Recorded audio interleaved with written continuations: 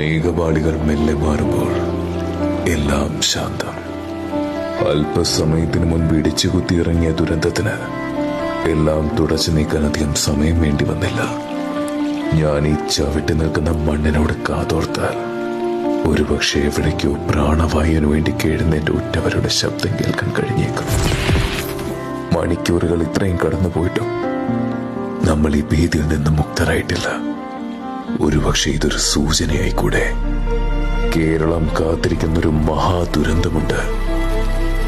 എല്ലാവർക്കും അറിയാമെങ്കിലും എപ്പോഴേക്കോ നമ്മൾ തന്നെ മറന്നുപോകുന്നൊരു മഹാദുരന്തം. ഇനിയും താമസിച്ചാൽ ഒരുപക്ഷെ കൈകൊടുത്ത് പിടിച്ചു കയറ്റാൻ ഒരു മനുഷ്യജീവൻ ഇവിടെ അവശേഷിക്കുമോ എന്ന് തന്നെ സംശയിക്കേണ്ടി വരും.